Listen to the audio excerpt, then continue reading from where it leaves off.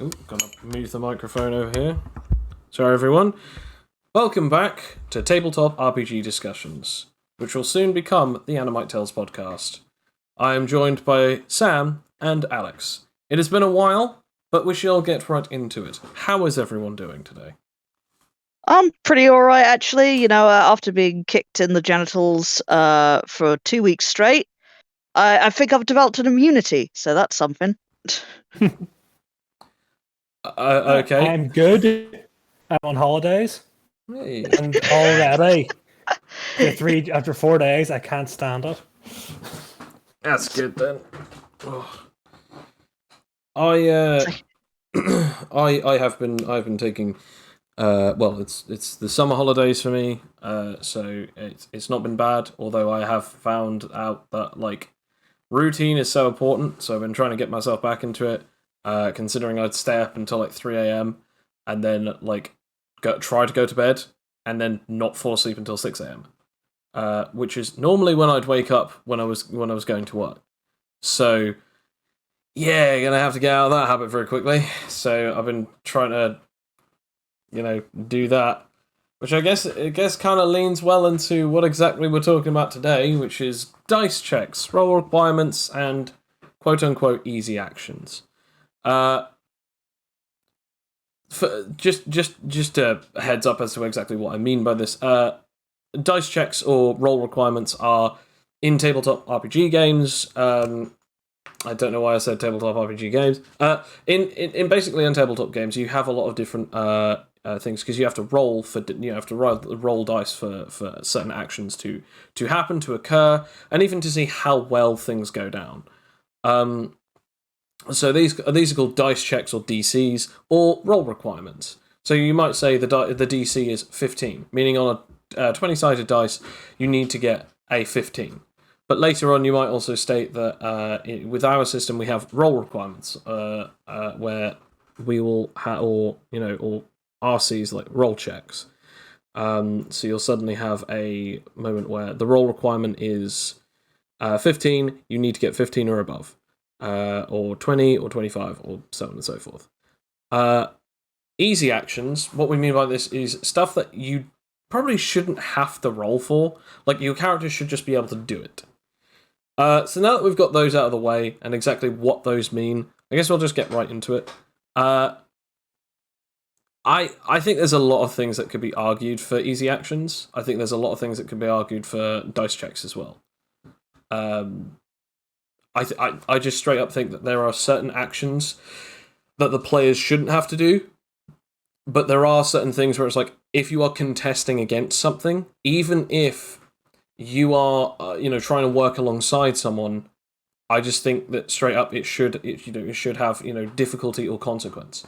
The biggest one that you two were sort of saying to me earlier was weight, like trying to lift someone up, and because that character weight is a thing, that therefore contests it, meaning that your strength is called into question against the person's weight. Now, I mean, I believe in that if you don't have super strength, because people's weight can affect whether or not you can lift them up. If you have super strength, your ability is straight up you can lift a whole car easily. Even if you have lowest strength in the game, if you have super strength, you gain a ridiculously high capability of lifting. So yes, I think if you got super strength, there should be no question. It's an easy action. You can just lift someone up. With normal strength, I think there should be that should be rolled for. That should be called into question. I mean, that's fair enough, but this has caused a few problems that have bordered on the ridiculous, such as one of Sam's characters dying because my character was too heavy and they slipped and fell.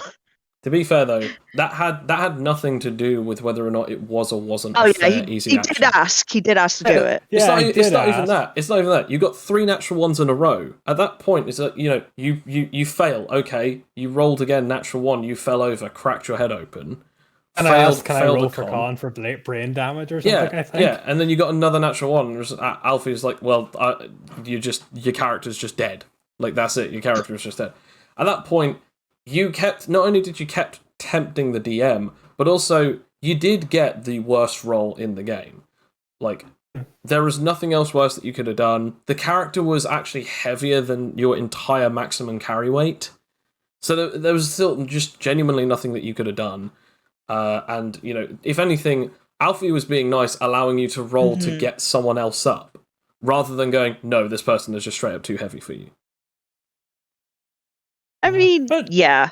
But that, you know, if I was to do that again, I would say, you know, unless it's like, yeah, it's a difficult one because, yeah, part of like my superpower was that I was just incredibly freaking heavy, you know, in every single, you know, to a ridiculous degree. But I personally wouldn't do that simply because it has the, you know, it just has the potential to derail the entire thing, and it's just like the minutiae of things happening. Like, this wasn't even in a battle or anything. This was just helping me up. I fell over in a domestic situation, and then this huge change happened, and they had to quickly remake a character. Which, you know, I think, you know, I would have allowed, like, okay, they pick you up, you know. I wouldn't. Or Like, help you up. I don't know if to I be would. honest, whenever you do attempt to help someone up, they often, in some ways, try to help you pick them up, as in they will like lift their legs or push themselves off the ground slightly as you pull them up. So I think the fact that you weigh heavier is a lesser degree to when you try to lift someone up, unless they're unconscious or are deliberately trying not to be lifted up. I think that, like, that's the one thing I think went wrong. That's the only thing I see going wrong with the situation that happened. I actually have to disagree. I think it should have been because that you are too heavy for this person to normally lift, and they are attempting to lift you, and you're not attempting to do anything back.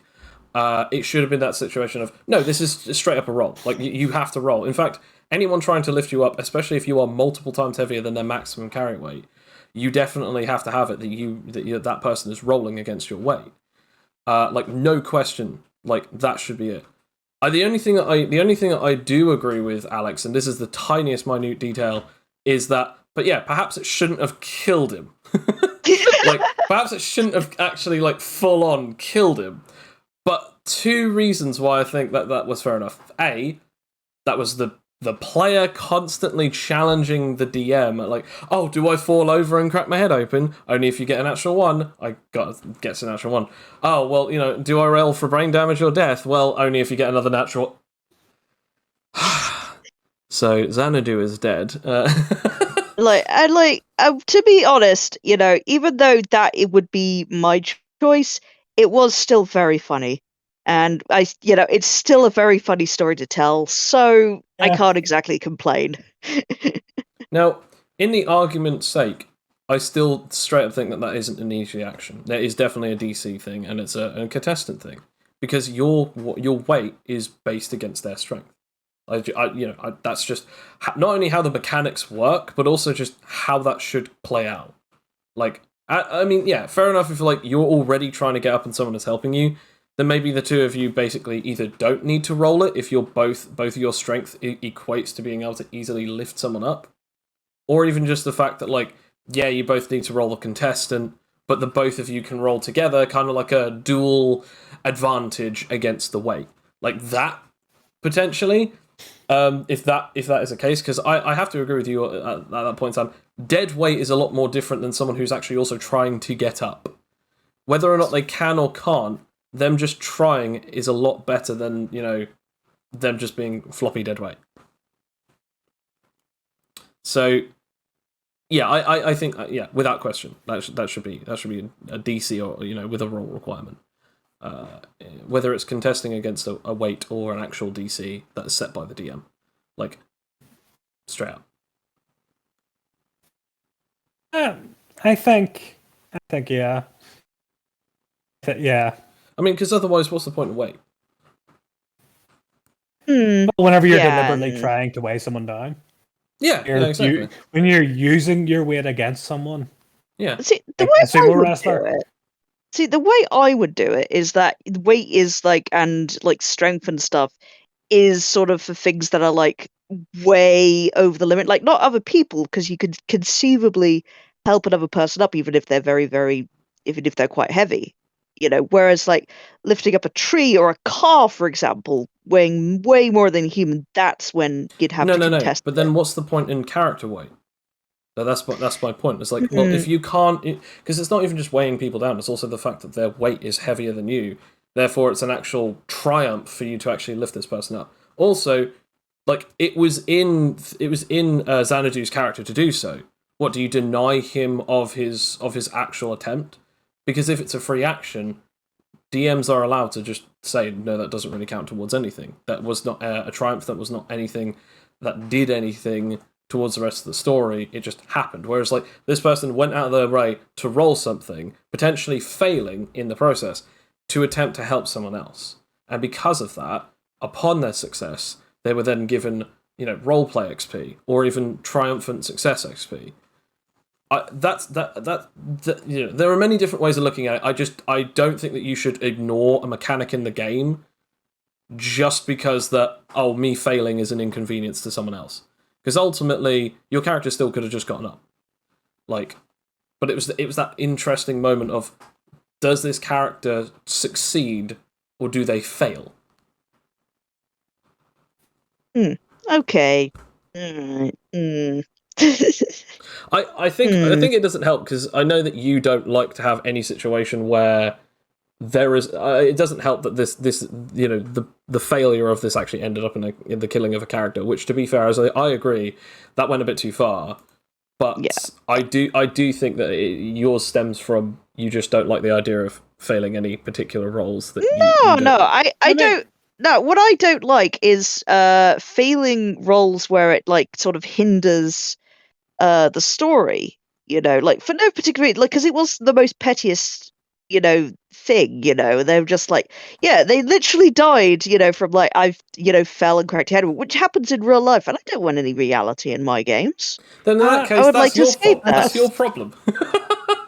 Let's confess, there is one of the DMs I aspire to be at some point. Johnny Chiodini does have a saying: is that don't ask him to roll for something you think they might lose.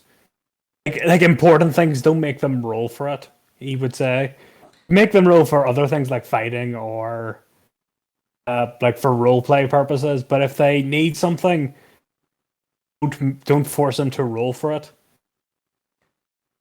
It's just that could be the thing in any game, really. Or like an example being like, say you're in like a treasure room. The whole reason you came here was to find a map. Don't make them roll perception to find the map. Yeah. Say you see the map over there. Mm. So like if that's the whole, and if that's like if that's necessary for the rest of the quest, don't just kind of say, "Oh, it's over there. You see it."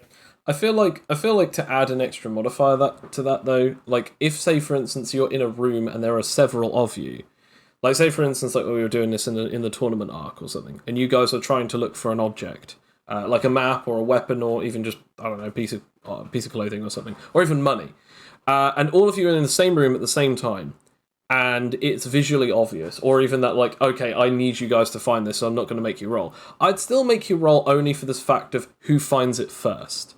Like who sees it, who notices it, or who spots it first. But if everyone gets, because in that way, unless if everyone gets a natural 1, I could legitimately say, okay, you with just only a 2, you see the map before everyone else, because you got the highest roll. I also mentioned situations like that, where if they're searching for something in a room specifically, they don't know what it is. It's not exactly crucial to the quest. You think they might need it? Let them roll for it and let them have it. If they roll really high, let them have that and something else. If they say they just roll like a 2, but they have like a +3 and they get a 5, just say, "Oh, you see a book on the table." If they rolled a 15, you see the book and you also see a gemstone.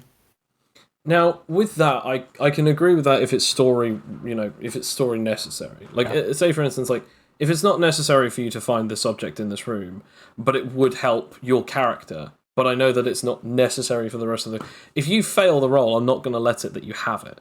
But then, if, say, for instance, like, it is without a doubt imperative for your character to have this, otherwise they cannot continue with either their own side quest, their personal quest, or the story quest. At that point, I'd be like, yeah, you just straight up see it, I'm not going to ask you to roll for it, because I don't want that situation of, I can't find it, never mind, and then your character ends up being killed because they don't have the one thing that can help them.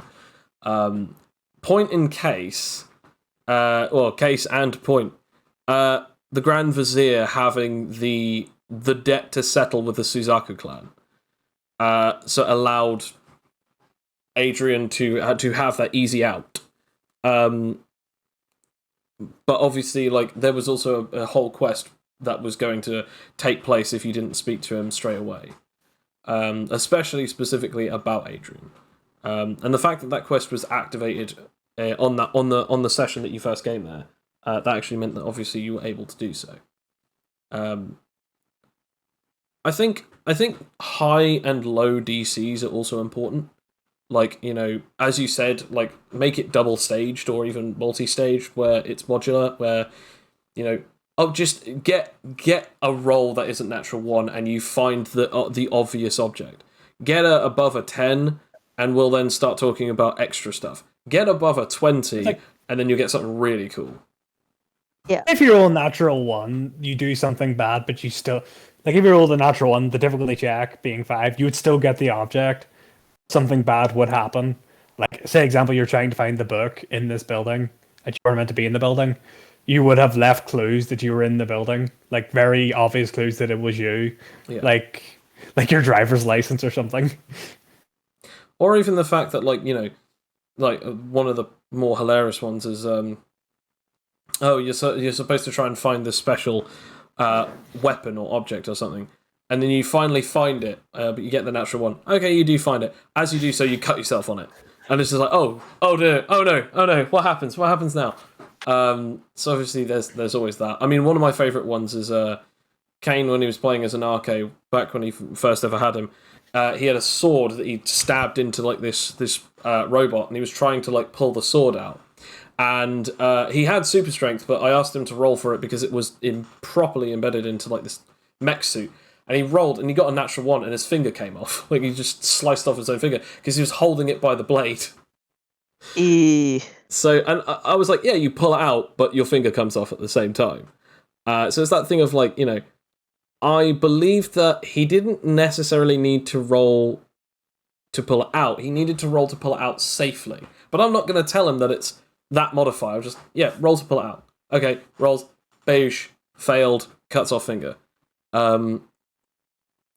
But yeah, I think DCs and role requirements are very important to certain things. I mean, it's one of the reasons why we have it for the system. That role requirements increase to give more bonuses to abilities. Yeah, and it just makes some things a little bit special. It adds a little bit of, like, danger and excitement for some things. Not so much for me, because I'm, you know, rather tired of getting, you know, multiple nat 1s in a row. You know, that's the novelty is worn off for me, but, like, when that happens only occasionally, it is sort of like, oh, it could happen. I mean, you can't really talk anymore, considering on the Saturday game that we had, Bill got 12 natural 1s. 12 I know. Well, Well, Bill knows what I'm talking about. It's like, you know, oh yeah, this adds a little bit of danger to this. It's like, you know, I don't want any more danger now. What is happening? And that was truly ridiculous as well. Everything, you know, went wrong in that session in terms of dice rolls. It's because pride was over. That's why I'm blaming it. I'm blaming it on transphobia. Yes, Sam. No, you did catch me out on that. Yeah, it's not dice checks. It's difficulty checks. Yeah, that's because remember you add modifiers to them in most games. You add modifiers so that I could definitely check a 15. It's the dice plus the mod plus if it's like a skill or whatever. Yeah. No, to be honest, I've as a DM now I now tend to just kind of ask for difficulty checks, usually just for funny things. A lot of the time for kind of funny roleplay moments. Like one of my favorite ones is in the game I'm doing, Kane is there, and Alex's character made a slushy icicle thing, Yeah, made like an icicle ice thing that he licked. I made him roll con to see if his tongue stuck to it. yeah, it got that one. Got that one, it stuck, and then just a wee funny moment of him trying to rip his tongue from it.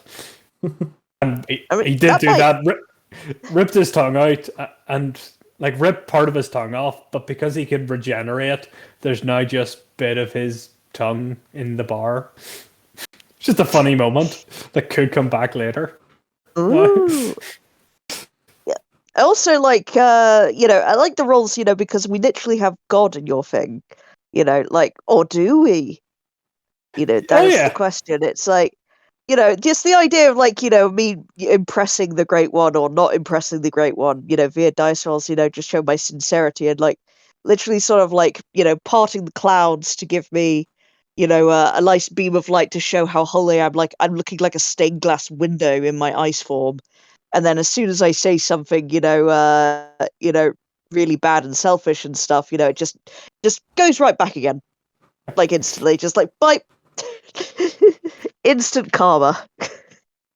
Or I just, like that, to be fair. probably the greatest moment of failure being whenever you tried to figure out technology.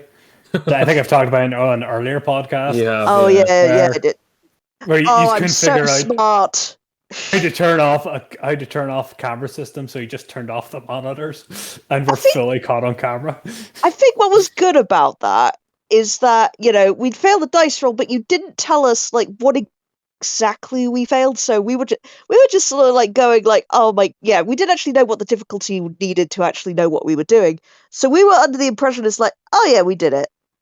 Yeah, we're smart. We figured it out. I mean, sure, we didn't like get the highest roll, but we managed. And it's like later, it's just sort of like, oh my god, we did not manage. I think that's We the did not one. manage it at I all. think I think that is the one downside about having a lot of difficulty checks out in the open, especially roll requirements, because okay, my DC is 15 or my roll rec is 20 or something like that, and then you just go like a 19, you're like, well, no, it doesn't work.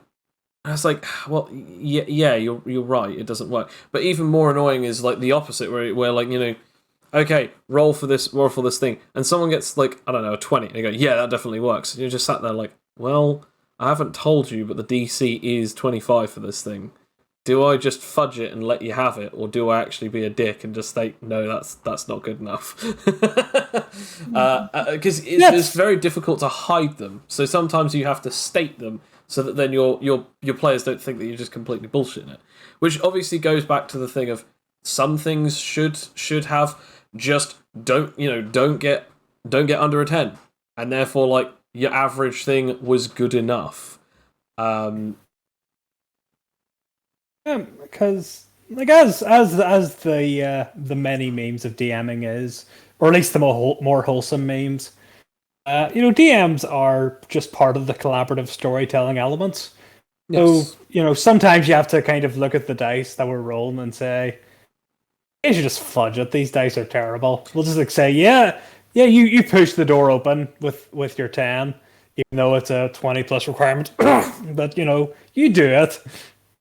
You're a hero. You do it.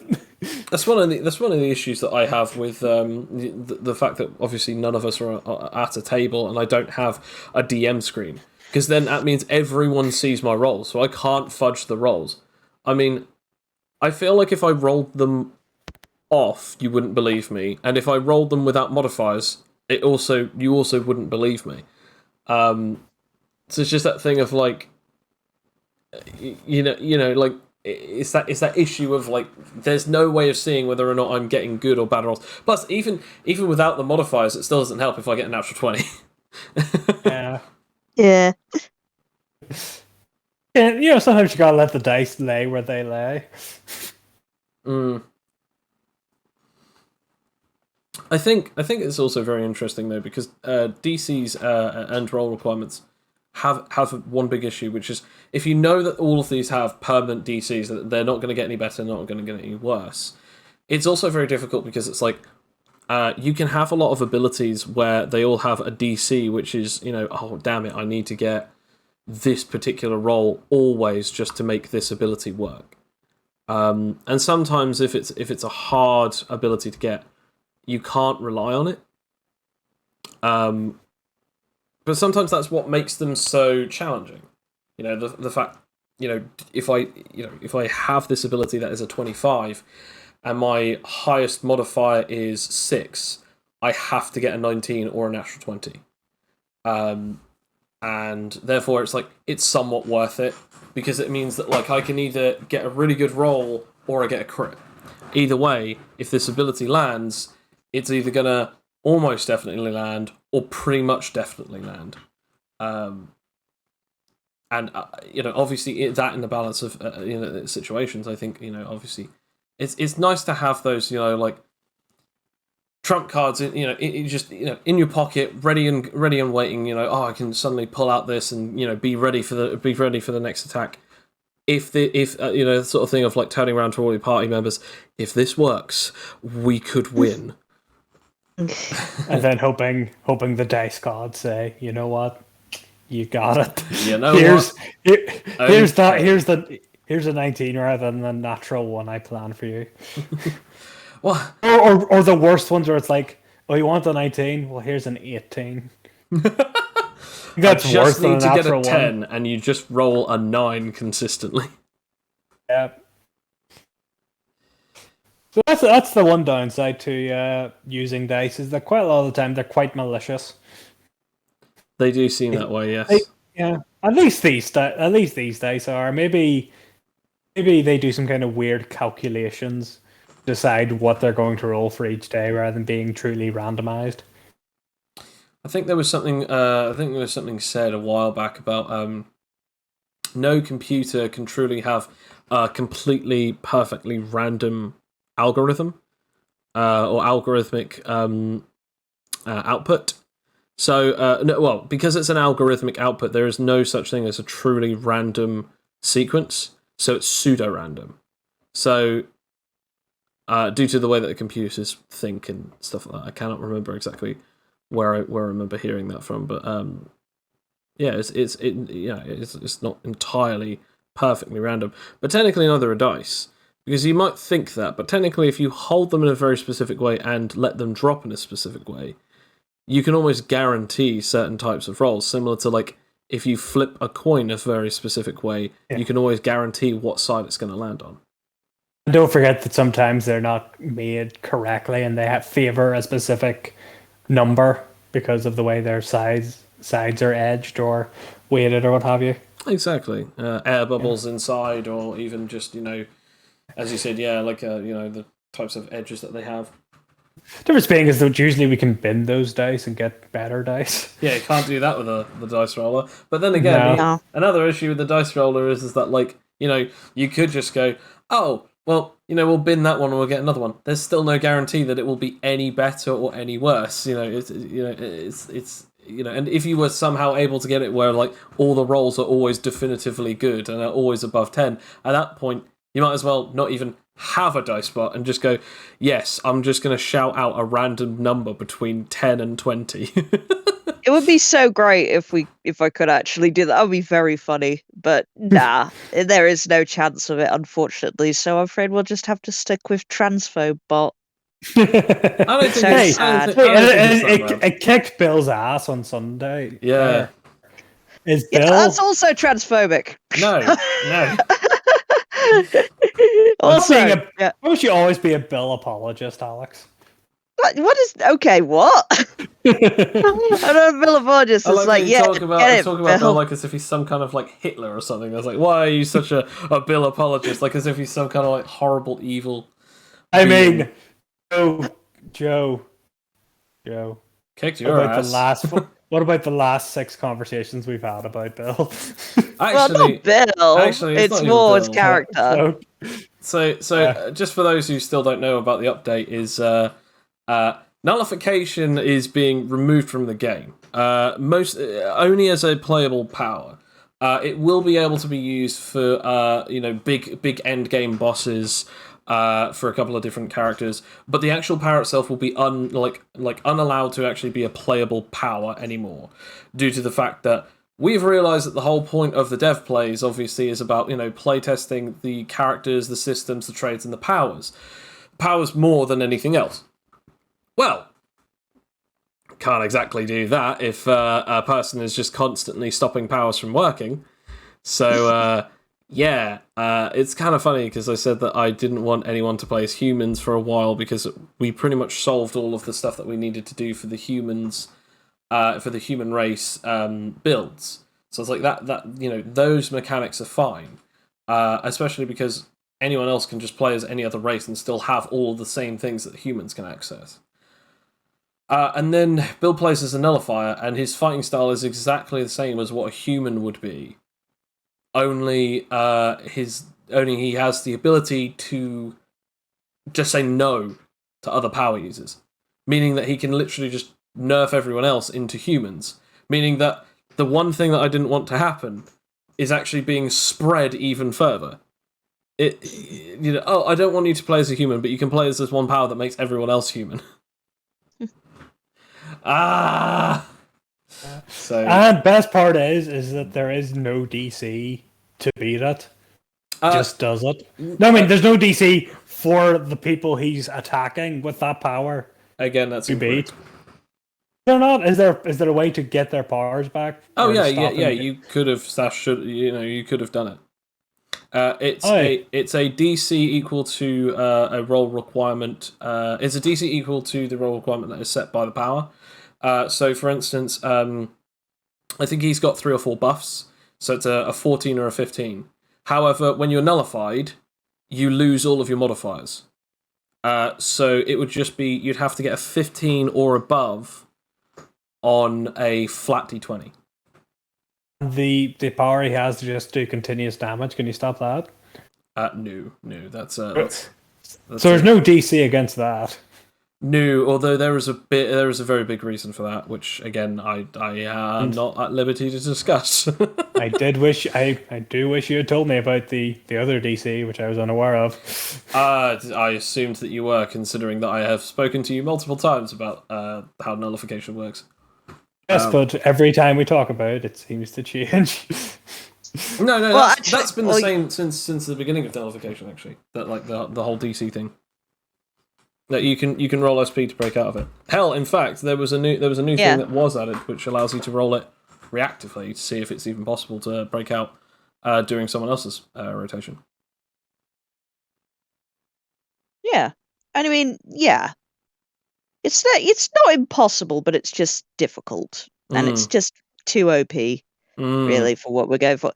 Again, it's a shame because not only do I like Cloak as a character, but also I really did like nullification. I'm like a broken record. It's like, well, I wish there was a way that we could like nerf it enough so that we don't have to get rid of it. But any amount of nerfing would make it completely useless and unusable. So there's no point in us trying that. As I said, Cloak will be in the campaign for the rest of the foreseeable future. Theoretically, he might be in until he's defeated his big enemy Talos, or he might be in longer. I'm hoping that we can get rid of him at the point after Talos, only because then the campaign can continue on with me being able to actually build characters that I don't have to worry about not actually working, which is a big problem because there's about 3 or 4 characters that I've made recently that have an ability that makes them immune to nullification, and they're not bosses.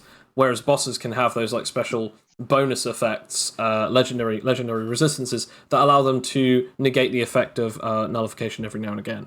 So that's been very, very difficult. But that has a bunch of DCs and roll requirements that are relatively quite high. But Bill has actually gained a thing that actually talking about easy actions is similar to a bonus action. It uses our system called quick actions, which you can use up to 2 quick actions per rotation. You can use them prior to the end of your turn, but you cannot use it after your second action / your last action. If your second action is your last action. So you can use them before your first action and in between your first and second action. Or at the very least, in between your first action and your last action. Quick actions don't require roll requirements. That's just how they go. But to gain quick actions, they have to be abilities that have a requirement no higher than 10 plus. So in other words, if it has a roll requirement of 15, no. You are not going to be able to have it. So he went for that for the activation of his power, of the activation of activating nullification on one of his limbs just before he attacks someone. So because of that, he literally says, "Yeah, I'm going to use nullification and hit someone." That's a bonus action, like a quick action, and then he strikes someone. Therefore, they're now nullified. He never has to roll to nullify someone, unless if he's trying to do it reactively. And even then, he probably doesn't have to do it reactively because most of the time when he strikes someone, he's nullified them. So, and most of the time he usually does go first, or at the very least before the big bad. Anyway, hence the situation with Suzaku. But that's how because we have those. We have easy actions, quick actions, stuff like that. As a matter of fact, I think we had another character who actually had one of those. I cannot for the life of me remember. But technically, you had one of those was when playing as Adrian, Sam, because you had the Restructure Rewind, which gives you 2 tokens every day, where using Biostructure, you can use Biostructure to build something back up without having to re-roll it. You can just roll to break something apart on anything, Biostructure or normal structure, break something apart, and then put it back within 60 seconds at any point within those 60 seconds. Which means technically you could also have used it in combat as well. It was that was another one. We have a couple of abilities that have rolling tokens and stuff like that. I mean, Rakia has one, doesn't she? Like one for dexterity. Yeah, she does. Well, now she does. She's got like a token like as the ultimate defense for super dex. Yeah, and also there's the overdrive, which can just be automatically activated, to roll advantage on things. I'm not sure if that counts, but yeah. I to some degree I would. Others I wouldn't. But you don't have to roll anything to activate it, but you do still have to roll a d4 or something just to see how many turns it lasts. D6 now because I upgraded it. Fair enough. I think Fletcher has done the same actually, hasn't he? He's got a d6 for his overdrive. Yeah. But it's just so useful, I mean, I really like that ability, the Shadow Slayer thing where you get to roll advantage on all these things, and then it's sort of like, why not just, up it a little bit? It's nice, especially if you get a crit. Then it's like 6 whole turns, which could be the whole of the combat. Oh, absolutely. That's another thing that a couple of people were saying to me is like, what would be the point in having unlimited time limit on these 2 powers? I think it was like one of the mimicry powers that actually has a time limit that increases based on buffs. It's like, why would I bother with that if it means, say for instance, I've got enough buffs anyway. My time limit is now like a D10 or a D12, which means that I can split it into a D6, 2D6s if it's a D12, meaning that I can just have it as like a minimum of 2 turns and a maximum of 12 turns. How many bits of combat actually last that many rotations? And by that point, if I still haven't beaten them, I can always just roll it again to try and reactivate it. But you have to build to that, though. That's the thing. You have to keep building to it. So I think that's fair enough. And as you know, it can always turn. The tide can always turn. Yes, yeah, absolutely. It's quite an interesting one, to be fair, because there's a couple of different possibilities of quick actions. Going into it is like just a rapid fire round. Quick actions I feel like should be stuff like stuff that your character is confirmed to be able to normally do. As I said, super strength, lifting people. Unless if that person is like multiple tons heavy, and your character cannot lift multiple tons, then super strength is just immediately like almost always the winner. If you have walking up the stairs or climbing up a ladder or anything like that, unless if you're trying to do a race or trying to dodge people or trying to hold on for dear life whilst going up it, I don't think that should ever be a thing. Because another thing to remember is just like in D&D where all of the main characters are supposed to be they're supposed to be adventurers, and adventurers are better than the average commoner or better than the average person. It's the same thing with the way that we look at the game. The game bases itself on protagonists and antagonists, and then you then have side characters, and then you have background characters / extras. And extras are the concepts of civilians, commoners, stuff like that. People who are nowhere near as strong. And then you have the protagonists, which are the players, the actual player characters, and they are the protagonists of the story, regardless if they're heroes, villains, anti-heroes, the average schmucks who just so happen to be a lot stronger than most other people. But the idea is that they can do the average sort of stuff, even if their stats are quite bad, they can do better than the average sort of stuff, rather easily. So again, it's just that thing of there's a lot of stuff that I don't think you should have to roll for. I kind of agree with that ideology that you were talking about earlier, Sam. I can't remember who the DM was that you were talking about, but Johnny Giardini, the one for the Adventurers Guild. Oh yes, yeah. I agree. I definitely agree with the way that he's. I mean, they. Oh, okay. I agree with the way that they are. They see that that concept of DMing, that they have said if they don't need to roll for it, why make them roll for it? No, it's more like if it's something that needs to desperately needs to be done in the game, like a story thing. Like the story will not go on unless they find this piece of evidence or whatever. That make them roll for it, but let them have it anyway. I think there's also another answer that I have tried to do it on occasion, which is and this is something that I do challenge you on quite a fair bit, Alex, which is the I'm dead argument. Yeah, I'm dead, I've died. It's I hate it when people say that, because it's you don't know. Unless if you have definitively been told that your character has died, you can't make that judgment. Oh, I'm dead. Yet you've been knocked unconscious, and this is the first time you've been knocked unconscious, and the attack did not break your vitality, and it was not an attack that completely wiped out all your health in one go. It just it was the final straw that broke the camel's back. And it's that thing of I try not to have it that my players are killed. As a matter of fact, I've had it where you guys have been completely defeated by opponents, and I still have it that your characters wake up and it's oh yeah, no, they just left you alone. I mean, hell, I even had it that the only other time that you guys actually had multiple character deaths in your party prior to Saturday was when you got hit by a zombie virus that I knew that for a fact that you would have been able to get out of, because the guy who had that power, I gave him a unique attribute, which meant if he was dead, knocked unconscious, or nullified, 3 things that I knew that you could definitely do to this guy, his powers would then reverse, and therefore people would have been brought back to life and unzombified. All rot would have been removed from their bodies and healed perfectly. And I was yeah, that's the weird side effect to his ability. The zombies have to have been dead for about an hour under his control, otherwise they can come back. And so that I get, I did that. I was okay, here's the consequence of this big thing.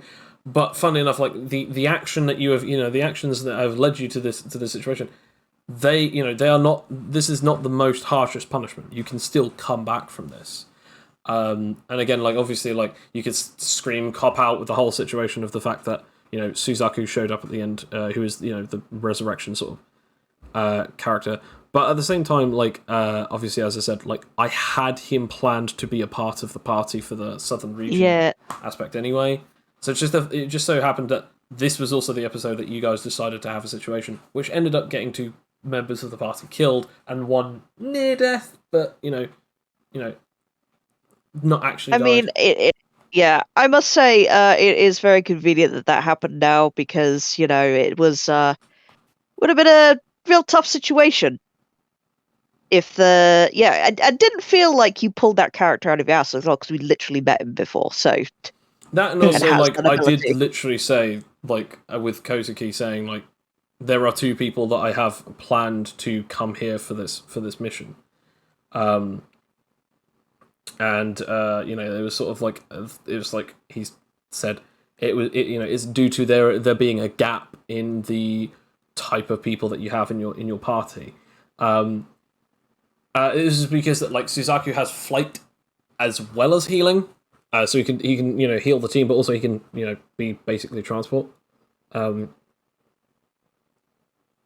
again, that's another thing of when it comes to that, DC's role requirements, easy action, stuff like that. This is sort of a part of it, which is when characters get killed. Like I have a lot of possibility where there is a great difficulty lying in wait.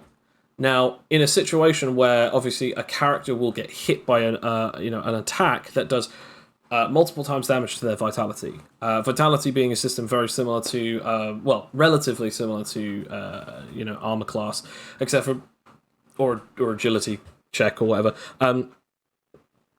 Unlike that, it's actually not based on you have this, and if you get hit and the attack does less than that, blah blah blah. No, vitality is a system where you have a number that is based on something that you roll at the beginning, and then that is then added to a quarter of your maximum health.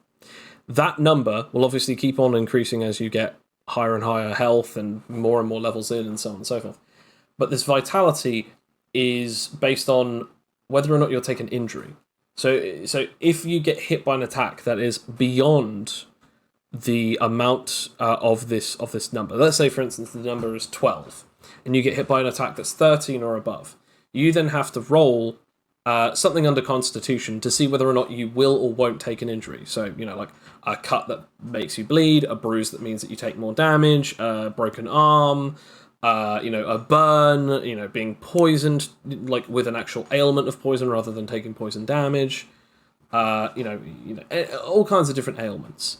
And each one of those, have DCs. The DCs get higher and higher based on how many times that goes over your vitality. 1.5 times your vitality basically means the DC becomes from a 10 to a 15. 2 times is then 20. 3 is then 25. Anything above that is then 26 or above.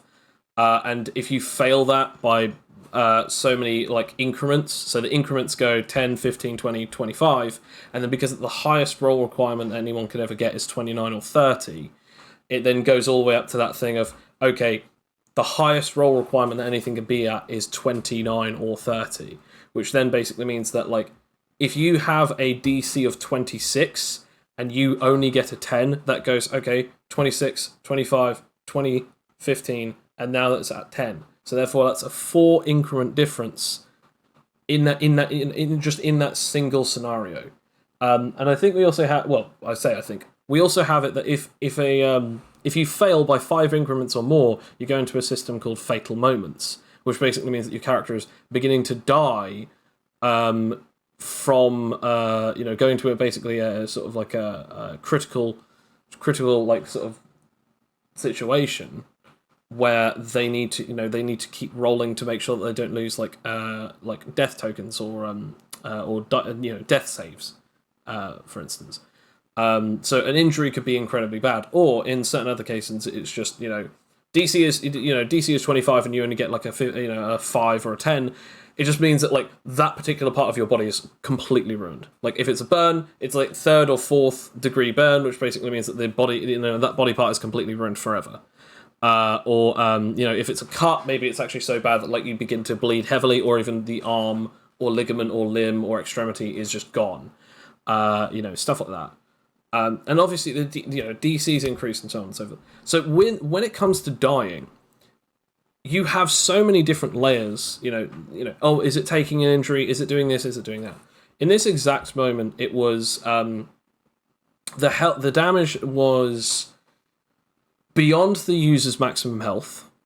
The roll, because of that, the vitality, it was supposed to be 25, and it did 90 points of damage. So that basically meant it was multiple times over.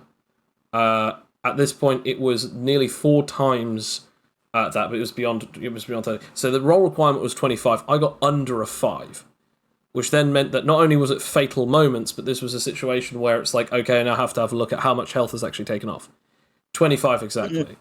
And at that point, it was this isn't a fatal moment situation, because this is a full-on attack in a vital spot.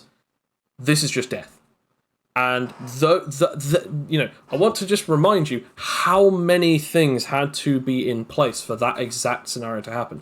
For a player to have this happen to them, they would have to take an attack that deals multiple times damage past their vitality, and it has to wipe out their entire health, or at the very least it has to wipe out the rest of their health and put them into the minus. At that point, we then have to look, okay, is this a fatal moment or an instant kill? Was this indiscriminate, like does it hit the entire body, or was this pinpoint, this is going in one specific direction, and this direction, this targeted location is a vital spot? Heart, neck, head, is it going into any of these sort of three particular areas? If yes, and it's pinpointed there, then we have an issue. Okay, the narrator has a decision to make. Is it going to be debilitating? Is it going to be instant death? Or is it going to be fatal moments? How bad is the roll rack? Stuff like that. Okay, it was 3 times, I now need to get a 25. Okay, you got a 20, that's not great, but we can work with this. It's a severe injury. It's a really bad injury, Or okay, you got 4 increments lower. That's fatal moments or that's death at that point. The DM decides at that point.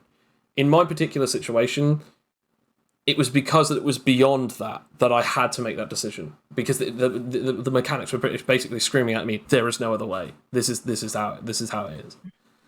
And you know what? As panicked and crazy as that was, I think it was the right decision, to be honest, because it's going to move things on a lot differently. Interesting stuff has happened, and it was true to the game. So Indeed. Yeah, and I get to bring in a brand new character. Oh God! Which we'll find out who exactly that is on Sunday. Definitely check out that. Definitely check out that if people want to see that as we stream our episodes. Regrettably, there may not be artwork by Sunday. I've actually got a couple of new pieces of artwork that Coin has been doing, because he's been doing some ones on Viribus and Solace, because they are actually characters that were done a while ago, but this was multiple years ago, so he's just done revamps of them, and he's also done the newest piece of art, which is for Yol Kiger, the Oni Pirates captain and the man who's supposedly the strongest creature in the world in the tournament campaign. So we'll definitely see exactly what goes on with that at some point. I'm looking forward to that. I'm definitely looking forward to that particular endeavor in the Crucible of Avarice. I'm looking forward to showing off the new character and doing the voice, another voice. Oh exactly. God, not another voice. And Adrian loved her. It's time to throw her to the wayside. Fair enough, I guess. I've got one last question for the two of you then. In terms of easy actions, DC, and role requirements, there is one probably the most important role requirement of all: contesting roles. What do you feel on them? I quite like. Well, I mean, I'll always get salty about not winning them, but it's like they do add. Basically, it is the heart of a game. Really, It makes it more dynamic. You're not just sort of like punching, a dead thing. You're punching a reactive character. So when you are doing an attack, they should have like a right of reaction. And if their reaction is a higher roll than yours, then something else. Although I do quite like the whole thing that we have where you don't necessarily fail to hit someone, but they can hit you. With which is reactive strike attacks. Yeah. So it's like it's more interesting in that it's like you've done what you were set out to do, but at what cost? It's sort of trading blows. Like, okay, you do in fact roll to hit them. You get high enough to hit them alongside them hitting you. Mm-hmm. Yeah. So, like 90% of fight scenes in comic books. Yes. Yeah. Where they're always treated like exactly. trading blows, trading attacks. It's a nice literal trade-off. And you don't even necessarily have it to be physical. You can do it a contested role in a speech check. Yes, yeah. Also with ranged, one person.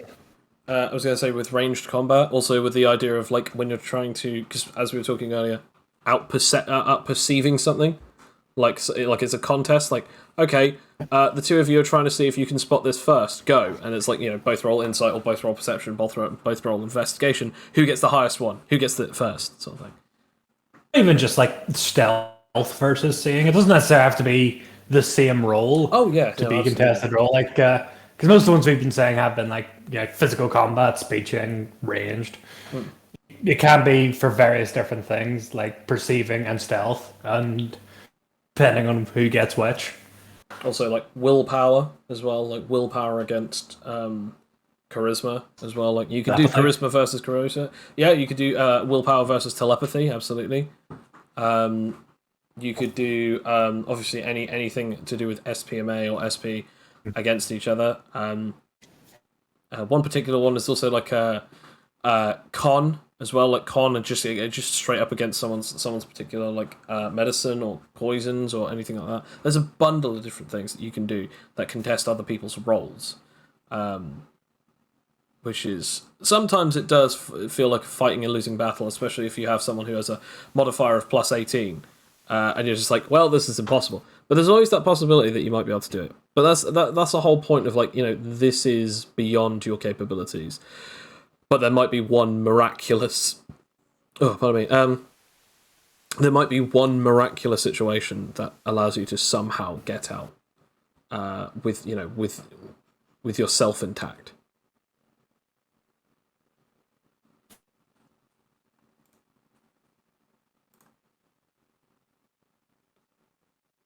I think with that silence. That's a lot. I think that's silence takes everything. Yeah. So hold on a minute, and let's roll for it.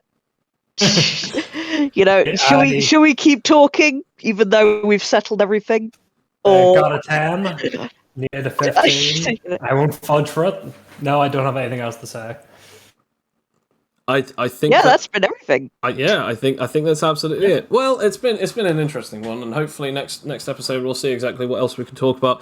But thank you very much for everyone for listening. This has been Tabletop RPG Discussions. If you have any more questions, please leave a lovely like, subscribe, and even a comment to tell us exactly what you think are easy actions that should not be rolled for. Thank you very much, and have a wonderful night. Bye! See you in the future! As always, ciao ciao for now.